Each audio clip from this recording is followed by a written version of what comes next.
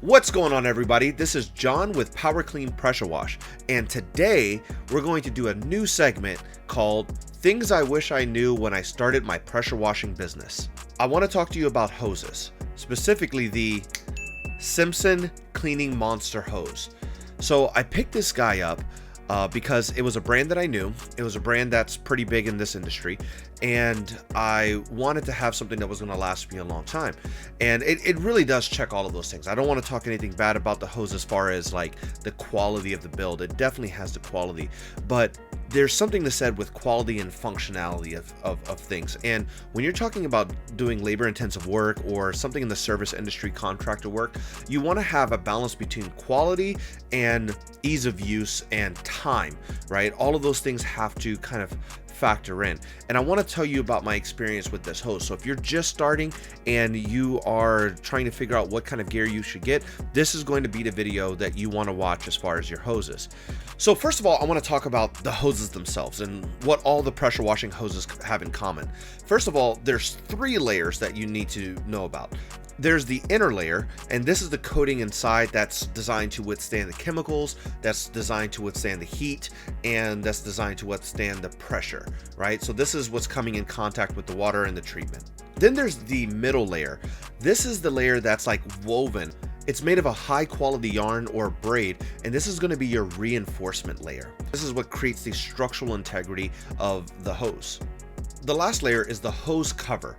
And the hose cover works very similar to how the inside works, except that there's different versions of it as far as like non-marking and marking, and it also allows heat to escape, so the heat isn't trapped all inside of the hose. Now you'll hear a couple different terms with hoses. You'll hear 1 layer versus 2 layer, single layer versus dual layer, or 1 wire versus 2 wire. They're talking about that middle layer of the hose. If it's 1 layer or 2 layers, if it's a single wire, double braided, whatever you want to call it. Now the theory is if you have a double wired or double braided interior of the hose or the middle of the hose, that is going to be stronger, and argumentatively that is somewhat true. But let's compare the Simpson hose to other hoses on the market.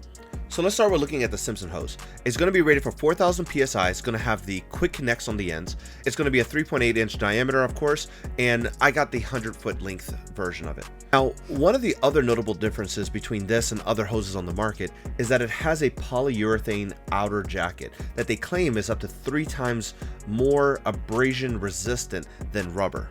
Other notable specs is that the hose is going to be rated for up to 140 degrees Fahrenheit. Now, if we look at the other hose on the market that I ended up purchasing, it's the Ultimate Washer 4,000 PSI gray non-marking abrasion resistant pressure wash hose with quick connects.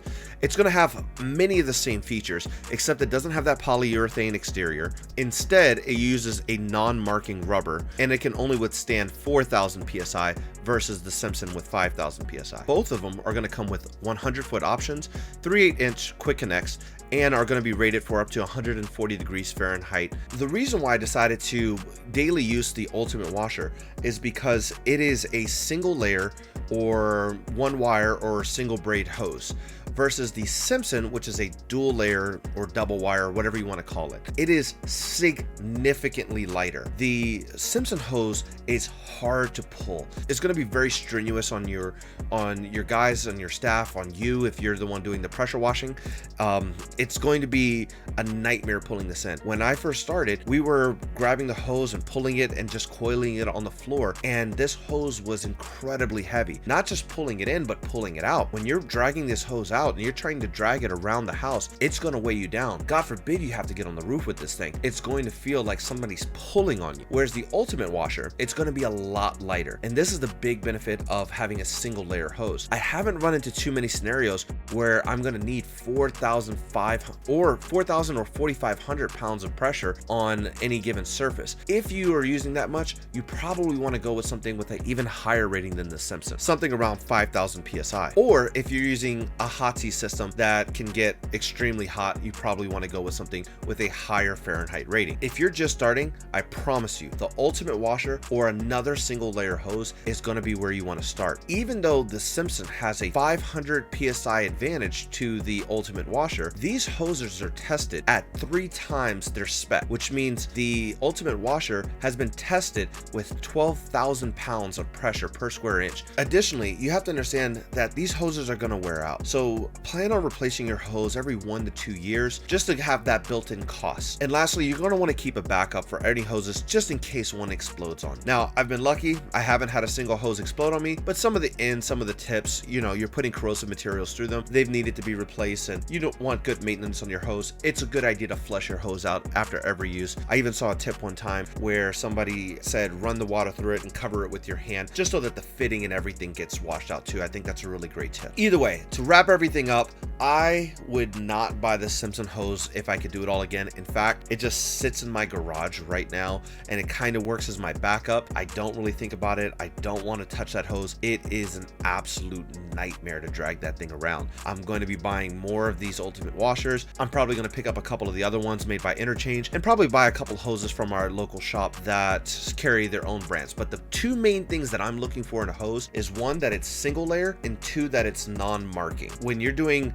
just residential pressure washing work and you're not using high temperatures and you're not using extremely high PSIs, these are great hoses to start off with. They're inexpensive, they're easy to manage, they're easy to spool, they're easy to work around the house, and they're gonna last you a good amount of time. Either way, that's our video for today. It is absolutely hot and I gotta get this door open and edit this video. If you like this content, make sure you subscribe, and you like this video, please drop a comment below.